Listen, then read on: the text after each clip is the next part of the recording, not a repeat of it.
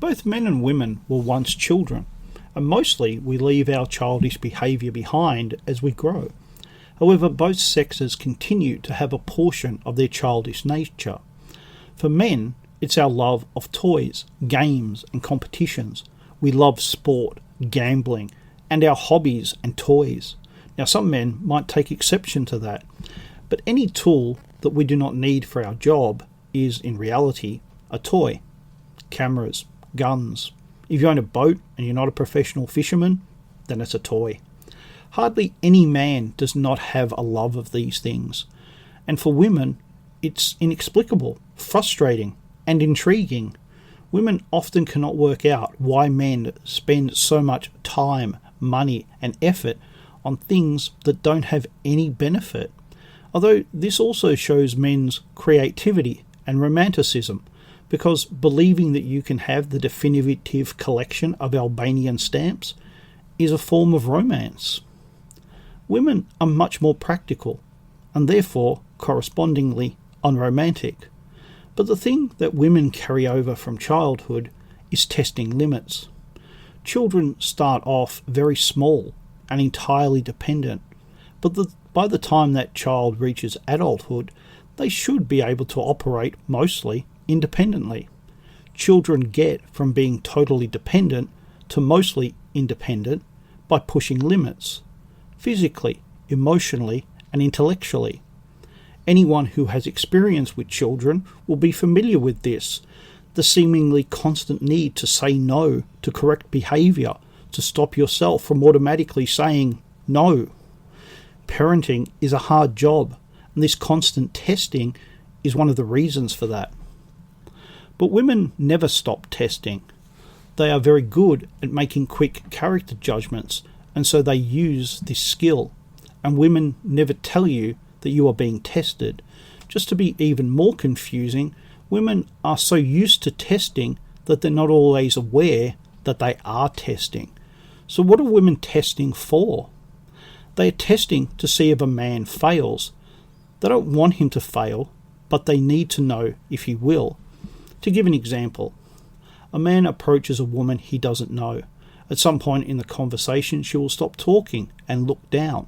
It's a test to see what the man will do next. Many men fail this test because they assume that she isn't as interested as he first thought.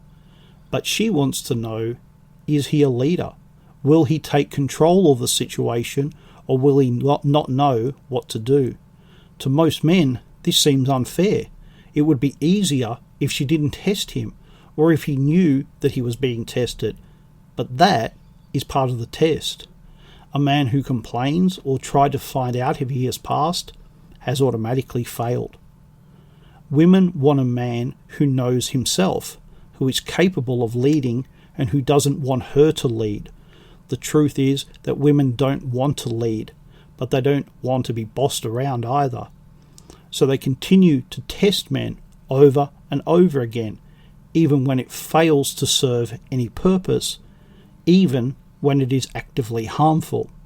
It's not uncommon for a woman to test a man without even consciously knowing it, but she will know if he has passed or failed. Let me give you another example. It's no secret that women like to both talk and to complain. Most of the time, it's simply about communicating what she thinks or feels. However, sometimes she will slip in a test. You have been saving to buy a rare Albanian stamp, and she complains about you spending money on something so stupid. You ask yourself if maybe she's right. Here's the test. Is there a real reason to spend the money on something else? Is your house going to be foreclosed on? Is there a medical problem that needs addressing? Is your mother going to be thrown out of her aged care facility because you haven't paid the bill?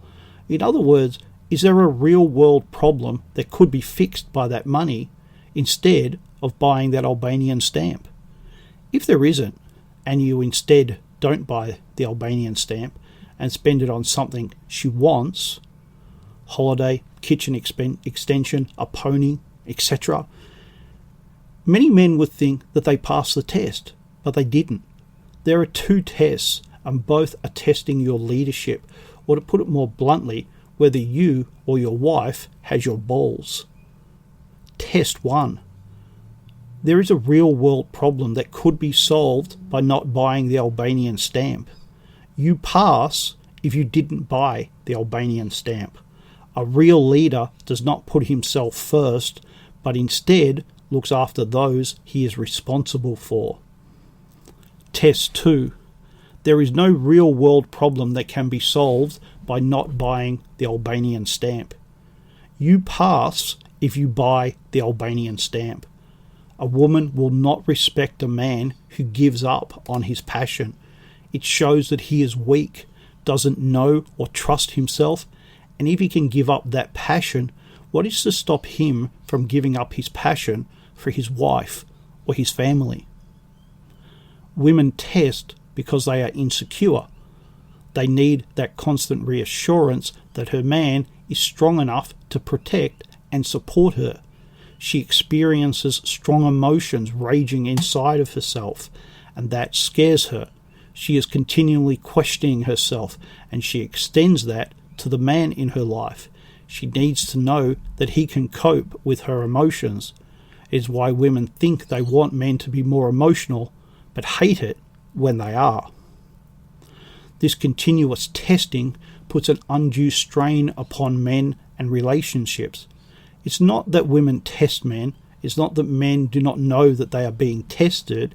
It is that it can be done so often that a man has no choice but to fail.